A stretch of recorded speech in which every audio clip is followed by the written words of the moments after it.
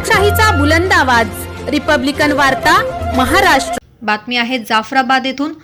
जालन्याच्या जाफराबाद तालुक्यातील पासोडी शिवारात पुलाच्या बांधकामासाठी आलेल्या मजूर राहत असलेल्या पत्र्याच्या शेडवर मध्यरात्री वाळूचा टिप्पर ओतल्याने वाळूखाली दबून 5 जणांना मृत्यू झालाय।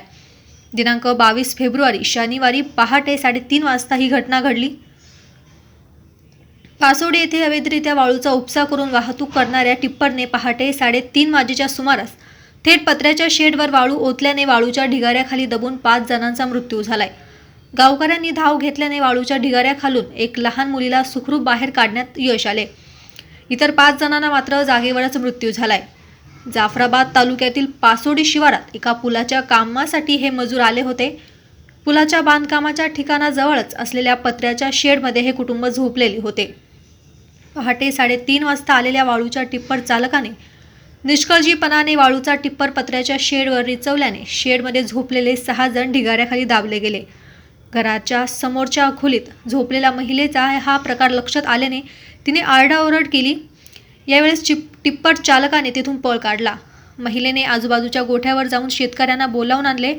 त्यांनी वाळू बाजूला करून 5 जणांना बाहेर काढले। त्यापैकी एक 12 वर्षीय मुलीला वाचवण्यात यश आले, मात्र इतर 5 जणांचा मृत्यू झालाय। मृतांमध्ये गणेश काशीनाथ धनवई वय 50 राहणार गोळेगाव तालुका सिल्लोड, भूषण गणेश धनवई वय 17 राहणार गोळेगाव तालुका सिल्लोड, राजेंद्र दगडूबा वाघ वय 40 राहणार दहिद तालुका बुलढाणा, सुनील समाधान सपकाळ वय 20 राहणार पद्मावती तालुका भोकरदन जिल्हा जालना, सुपडू आहेर वय 38 राहणार तोंडापूर तालुका जामनेर जिल्हा जळगाव अशी मृतकांची नावे आहेत।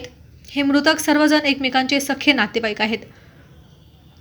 रवींद्र आनंद या ठेकेदाराचे काम सुरू आहे। या कामासाठी स्वस्त वाळू उपलब्ध व्हावी या उद्देशाने ठेकेदार रात्रीच्या वेळी अवैध वाळू उपसा करून टाकत होता। ठेकेदाराच्या निष्काळजीपणामुळे 5 जणांचा मृत्यू झालाय।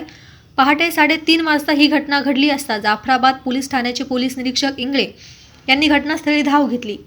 पोलिसांनी मृतकाचे शव ताब्यात घेण्याचा प्रयत्न केला असता स्थानिक गावकऱ्यांनी पंचनामा न करता शव ताब्यात घेऊ नये असा पवित्रा घेतलाय। त्यानंतर पोलिसांनी पंचनामा केला। अवैध वाळूचा विषय असल्याने महसूल पथकालाही पाचारण करण्यात आले असल्याची माहिती पोलीस निरीक्षक इंगळे यांनी दिली। राज्यात वाळू उपसा बंदी असूनही अवैधरित्या सर्रास वाळू उपसा सुरू आहे। राजकीय वरदहस्त आणि पोलीस आणि महसूल अधिकाऱ्यांच्या आशीर्वादाने ठेकेदार मुजोर झाले आहेत। रिपब्लिकन वार्ता महाराष्ट्र न्यूजसाठी भोकरदन तालुका प्रतिनिधी शेख नासेर, जालना।